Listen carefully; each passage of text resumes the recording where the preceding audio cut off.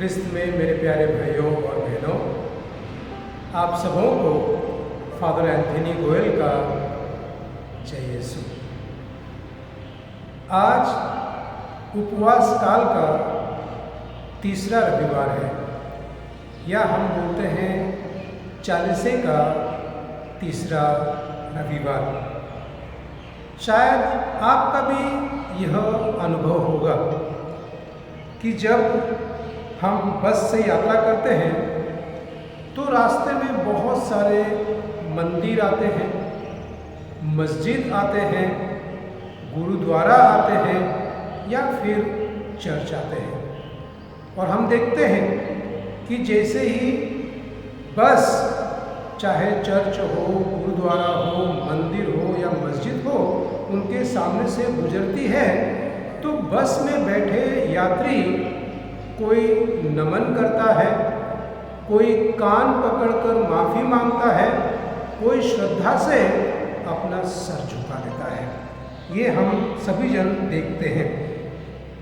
और ऐसा करने से लोग अपनी अपनी श्रद्धा अपने ईश्वर में प्रकट करते हैं।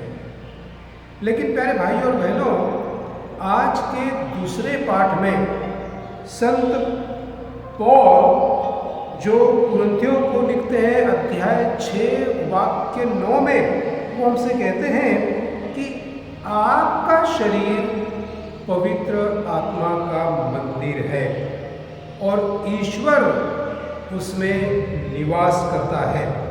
अगर योग्य रीति से हमने उसकी आराधना की, उसकी स्तुति की, तो वह मंदिर पवित्र बन जाता है। और बपतिस्मा के द्वारा हम सब ईश्वर का मंदिर बन गए हैं। आज इस उपवास काल के तीसरे रविवार पर आइए हम 3 बिंदुओं पर मनन चिंतन करते हैं। सबसे पहली बिंदु है चर्च और प्लेस ऑफ वर्शिप, यानी कि जो गिरजाघर है, जो मंदिर है, वो प्रार्थना की जगह है, वो उपासना की जगह है। प्रभु यीशु ने नबी ईसायास के ग्रंथ में अध्याय 56 वाक्य 7 में कहा है, मेरा घर सब राष्ट्रों का प्रार्थना घर कहलाएगा। मेरा घर सब राष्ट्रों का प्रार्थना घर कहलाएगा। भाई और बहनों, चाहे चर्च हो या मंदिर हो, वह पवित्र स्थान है, वह प्रार्थना का स्थान है और ईश्वर उस मंदिर में निवास करता है। और श्रद्धालु लोग आकर ईश्वर का अनुभव करते हैं, ईश्वर की स्तुति करते हैं, ईश्वर की आराधना करते हैं। चर्च में आकर के बैठकर अपने ईश्वर से वो प्रार्थना करते हैं। अपना जो मन है, अपना जो दिल है, उसको यीशु के सामने वो प्रकट करते हैं। नबी हबकुक का ग्रंथ अध्याय 2 वाक्य 20 में हम पढ़ते हैं, प्रभु अपने मंदिर में विराजमान रहता है और समस्त पृथ्वी उसके सामने मौन रहे। जब नबी हबकुक ने ये कहा कि प्रभु अपने मंदिर में विराजमान है, समस्त पृथ्वी उसके सामने मौन रहे, उनका कहने का तात्पर्य यही है कि मंदिर जहाँ पे ईश्वर का वास है, मंदिर जहाँ पे प्रभु यीशु रहते हैं, वहाँ पर हमको मौन रहने का है। और मौन क्यों? क्योंकि हम अपने ईश्वर को आराधना करते हैं, हम ईश्वर को मान सम्मान देते हैं। भाई और बहनों, गिरजाघर में हमारे विचार, हमारा मन, हमारी बातें सिर्फ ईश्वर के प्रति होना चाहिए। कभी कभी हम देखते हैं कि शादी के बाद, पहला परम प्रसाद के बाद, बपतिस्मा के बाद शायद हम ये भूल जाते हैं कि हम पवित्र गिरजाघर में हैं, हम ईश्वर के मंदिर में हैं, क्योंकि ईश्वर को न प्राथमिकता देते हुए हम फोटोग्राफ्स को प्राथमिकता देते हैं, बातचीत करते हैं, एक दूसरे से चर्चा करते हैं। नबी हबक्कूक ने हमसे कहा है कि मंदिर ईश्वर का मंदिर है और वहाँ पर हमें मौन रहना चाहिए, वहाँ पर हमें शांत रहना चाहिए। हमारी उपासना का दूसरा बिंदु है Jesus is the new temple. प्रभु यीशु क्रिस्त नया मंदिर है। आज के सुसमाचार में जो संत योहन के सुसमाचार से लिया गया है, अध्याय 2 वाक्य 13 से 25, हम लोगों ने सुना कि जब प्रभु यीशु क्रिस्त मंदिर में आए तो उन्होंने देखा कि मंदिर में लोग कोई कबूतर बेच रहे हैं, कोई बैल बेच रहे हैं, और इस प्रकार उन्होंने उस मंदिर को बाजार बना दिया था। तो प्रभु यीशु ने उसको क्या कहा? मेरे पिता के घर को बाजार मत बनाओ, मेरे पिता के घर को बाजार मत बनाओ।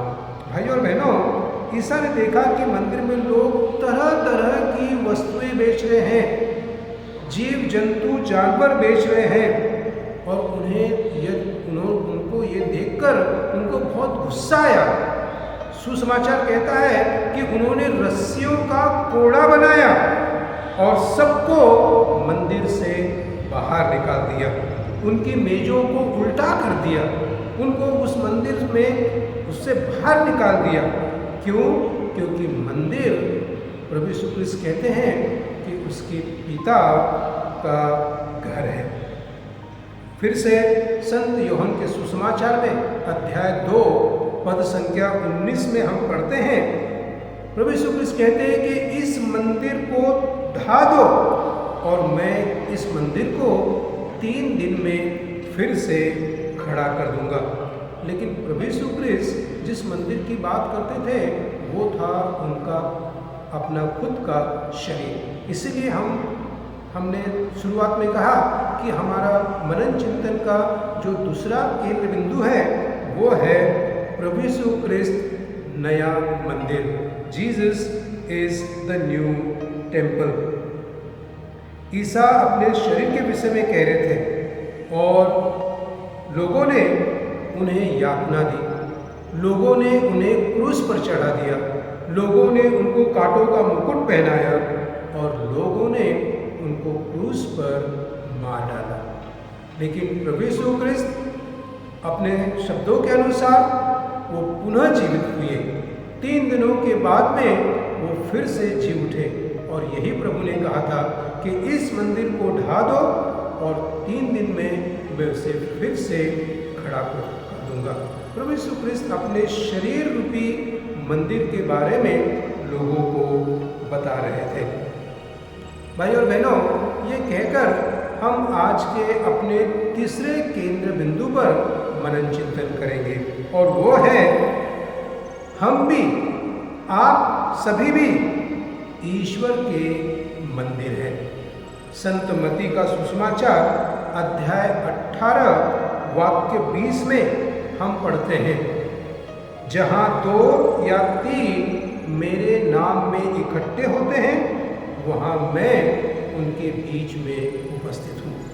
प्रभु यीशु क्रिस्त इस सुसमाचार के माध्यम से हमसे कहते हैं कि जहाँ पर मेरे नाम पर 2 या 2 से अधिक लोग जमा होते हैं, आराधना स्तुति करते हैं, प्रार्थना करते हैं, उनके बीच में मैं उपस्थित हूँ, वहाँ मैं उनके बीच में रहता हूँ।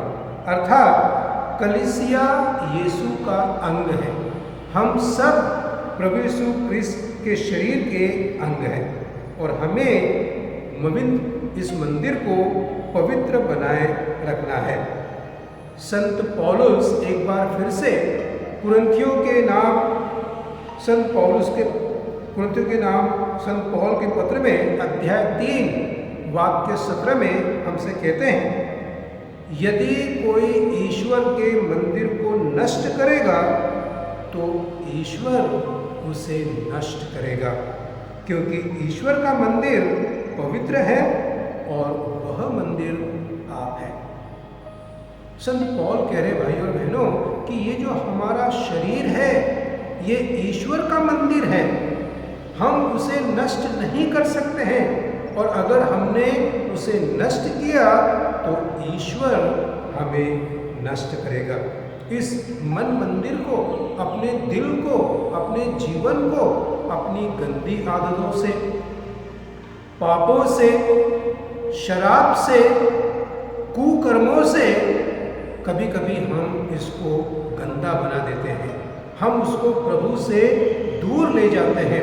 प्रभु का वास नहीं परंतु इन पापी जीवन का वास है। और इसीलिए संत पौलुस कहते हैं कि आपका जो शरीर है वो पवित्र आत्मा का स्थान है, पवित्र आत्मा का मंदिर है, उसे पवित्र बनाए रखो।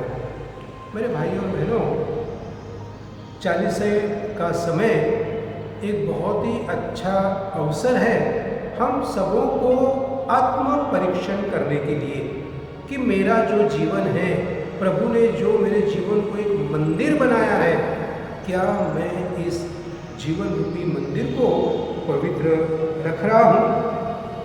आज चर्च में ये सच है कि कोई भी बैल नहीं बेचता, कोई भी कबूतर नहीं बेचता, कोई भी सामान नहीं बेचता, लेकिन हमारी गंदी आदतें, हमारा मन मुटाव, हमारा द्वेष, हमारा गर्व, हमारे पाप, ये सब हमारे मन रूपी मंदिर को दूषित कर देते हैं, पापी बना देते हैं, गंदा कर देते हैं। और उपवास काल एक सुनहरा अवसर है इस मन रूपी मंदिर को पुनः शुद्ध करने के लिए। भाइयों और बहनों, आइए हम प्रभु से प्रार्थना करें कि हे प्रभु, ये मन रूपी मंदिर को शुद्ध रखने में मेरी सहायता कर, ताकि मैं इस मंदिर में तुझे निवास करने के लिए बुला सकूं और तू मेरे मंदिर में आकर के निवास करे। आमीन।